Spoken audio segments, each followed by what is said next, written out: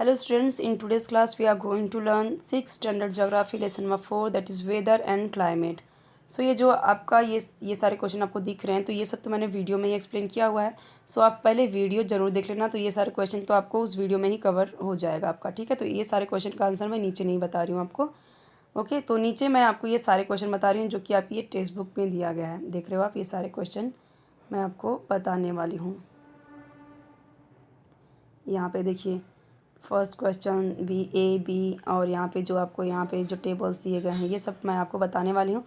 सो आप जो एक्सप्लेनेशन वाला वीडियो है वो ज़रूर देख लेना, उसमें ये सारे क्वेश्चंस मैंने आपको कवर कराया है. सो आप वो ज़रूर देखना, तो आपको ये क्वेश्चन आंसर बहुत ईजी लगेगा, नहीं तो आपको टफ लगने वाला है. ठीक है, तो ज्योग्राफी अगर एक बार आप अच्छे से पढ़े हो तो आपको क्वेश्चन आंसर करने में कोई दिक्कत नहीं आएगी, लेकिन अगर नहीं पढ़ते तो फिर दिक्कत आती है क्वेश्चन आंसर में. देखिए पहला क्वेश्चन क्या है, I keep on changing.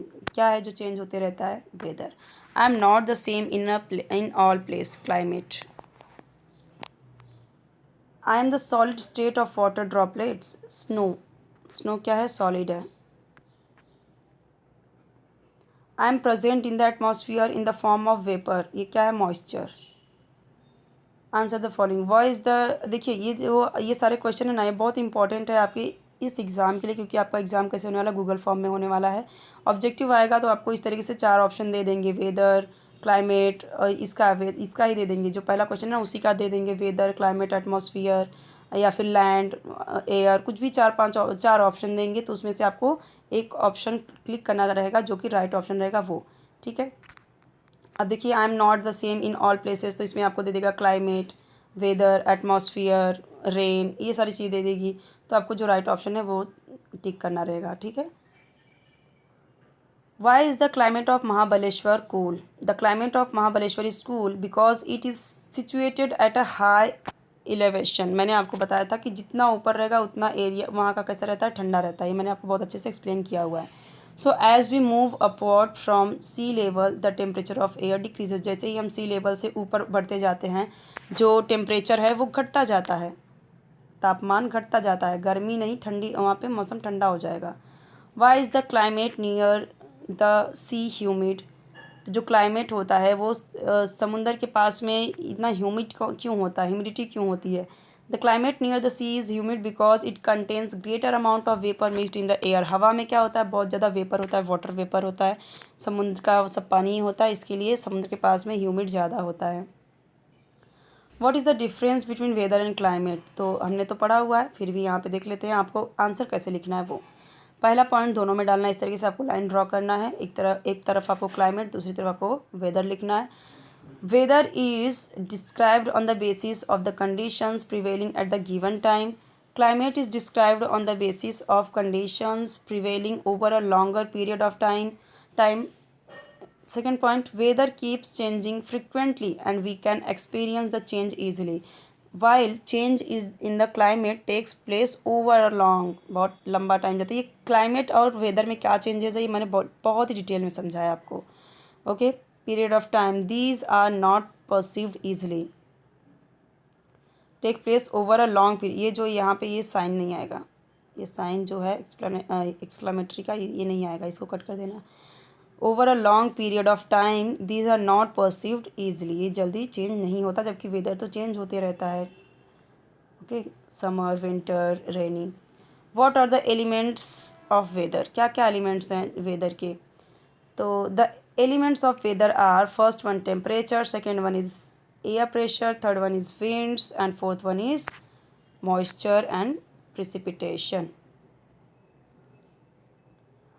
What effects do nearness to the sea and height above near sea level have on the climate? क्या इफ़ेक्ट पड़ता है सी के, समुद्र के पास में रहने से और ऊपर रहने से? क्या फ़र्क पड़ता है? मतलब कि सी लेवल का जो क्लाइमेट है वो कैसा है और उसके ऊपर कैसा क्लाइमेट है. Nearness to the sea leads to a humid climate, whereas height above means sea level will lead to a cool climate, ठंडा रहता है. ठीक है. For the climate conditions mentioned in the table, name the representative place known to you. use an atlas. तो आपको क्या करना है यहाँ पे? आपको यहाँ पे बताना है क्लाइमेट कंडीशन, जो यहाँ पे टेबल दिया गया है वहाँ का क्लाइमेट कंडीशन कैसा है वो आपको बताना है, ठीक है। तो देखिए ये क्वेश्चन यहाँ पे है, ये देखिए हॉट कौन सा है प्लेस, हॉट एंड ह्यूमिड कौन सा है, कोल्ड कौन सा है, सब प्लेस का नाम लिखना है। उसके बाद जस्ट उसके बाद ये क्वेश्चन आएगा, देख लीजिए यहाँ पे क्या होगा कि वेदर में ये दिया रहेगा और क्लाइमेट का जो प्लेस है वो खाली है, तो वो वहाँ पे आपको फिलअप करना है। और यहाँ पे दूसरे में भी देखिए यहाँ पे दिया हुआ है, जबकि यहाँ पे ब्लैंक है और यहाँ पे नहीं दिया हुआ है, जबकि यहाँ पे, तो पूरा फिलअप करना है इसको आपको। तो चलिए देखते हैं।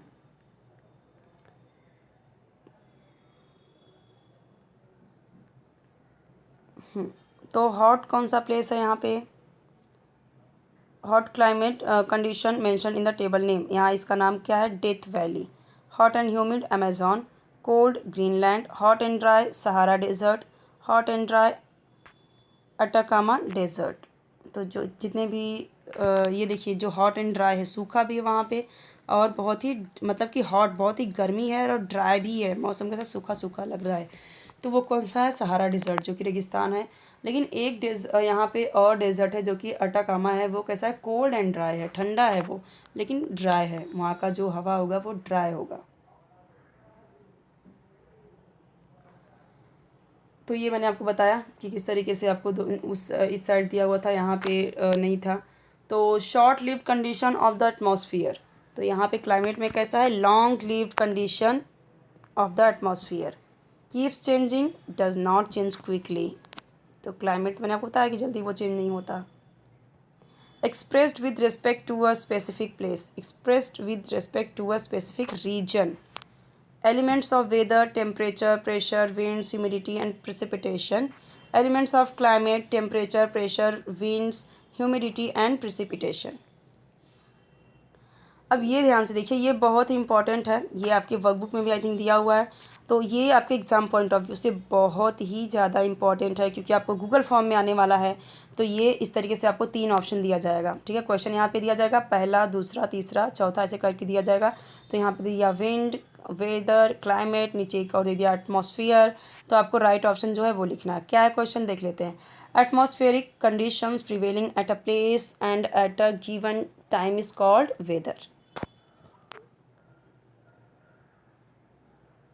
The temperature goes on decreasing, increasing, being constant। तो क्या आएगा, decreasing from the equator towards both the poles, ठीक है। तो टेम्परेचर क्या होता है, इक्वेटर पे यहाँ पे मतलब जो इक्वेटर डिक्रीज़ होने लगता है, सॉरी टेम्परेचर यहाँ पे गिरने लगता है, कम होने लगता है, तभी तो पोल पे ऊपर में भी नॉर्थ पोल पे भी साउथ पोल में भी क्या है, बर्फ़ जमा हुआ है, क्योंकि टेम्परेचर एकदम से डिक्रीज़ हो जाता है, घट जाता है।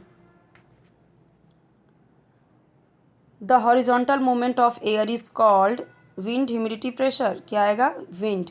तो हॉरिजॉन्टल मूवमेंट होता है एयर का, उसे हम बोलते हैं विंड। और प्रेशर ह्यूमिडिटी तो हो ही नहीं सकता ना, वो तो अलग ही चीज़ है वो। Dash is defined by elements such as temperature, wind and humidity. तो ये 3 ऑप्शन है, तो ऐसे ही आपको 4 ऑप्शन दिया जाएगा या 3 ऑप्शन दिया जाएगा। तो राइट ऑप्शन है वेदर, वेदर यहाँ पे आएगा। The air that has greater amount of vapour is called humid air, ठीक है। जब ज़्यादा अमाउंट में वेपर ही है, वाटर वेपर है, तो क्या होगा, उसे बोलते हैं humid. The humidity in the atmosphere is called moisture. क्या आएगा, मॉइस्चर। देखिए आपको हर जगह पे 3 ऑप्शन यहाँ पे दिया हुआ है, 3 4, तो आपको ऐसे ही करना है, जो राइट ऑप्शन है याद कर लीजिए। The proportion of moisture in the atmosphere depends on winds, temperature, air pressure. किस पे, एटमॉस्फियर, यहाँ पे the proportion of moisture in the atmosphere, atmosphere में कितना मॉइस्चर है वो डिपेंड करता है टेम्परेचर कितना है। टेम्परेचर जितना ज़्यादा होगा उतना यहाँ पे जो मॉइस्चर वो बढ़ जाता है, ठीक है। Vapor in the atmosphere condenses into water droplets or snow and they are showering on the earth is called precipitation। क्या है precipitation, बहुत ही अच्छे से समझाया, एक एक वर्ड ये सारी चीज़ें, precipitation क्या है, वेदर, एटमॉस्फेयर, क्लाइमेट सब बताया मैंने, ठीक है। तो चैनल को सब्सक्राइब कर लीजिए, बेल आइकन प्रेस कर लीजिए। अभी मैं आपको स्क्रीनशॉट एक एक करके बताती हूँ, आप एक एक का स्क्रीनशॉट लीजिए ताकि आपको लिखने में आराम हो, ठीक है। बेल आइकन प्रेस करोगे ना बच्चों, तो आपको 3 ऑप्शन आएगा। पहला ऑप्शन आता है ऑल का, ऑल पे क्लिक करना, उससे क्या होगा, जब भी न्यू वीडियो अपलोड करूँगी तो आपको उसका नोटिफिकेशन मिल जाएगा, ठीक है। तो वीडियो को लाइक करना ना भूले, चैनल को सब्सक्राइब करना ना भूले। यहाँ पे चलिए स्क्रीनशॉट ले लीजिए फटाफट, ठीक है, और अपने फ्रेंड के साथ भी शेयर कर दीजिएगा, उनको भी हेल्प मिल जाएगी। तो ये इसमें जितने भी क्वेश्चन हैं, अगर आपको लॉन्ग आंसर के लिए आ रहा है क्वेश्चन, या फिर आपको शॉर्ट के लिए, या फिर इस तरीके से ऑब्जेक्टिव, तो कई कई स्कूलों में तो भी मतलब कि लॉन्ग भी दे रहे हैं लिखने के लिए। तो इस तरीके से आपको लॉन्ग आंसर का भी यहाँ पे मैंने बता दिया है। और अगर इस तरीके से ऑब्जेक्टिव्स आ रहे हैं तो वो भी आपके लिए बहुत ये जो देख रहे हो आप, ये सारा का सारा ऑब्जेक्टिव के लिए पूछे जा सकते हैं। इसके लिए आप याद कर लो ये अच्छे से, ये भी आपको ऑब्जेक्टिव के लिए आ सकता है जो टेबल में है, ठीक है।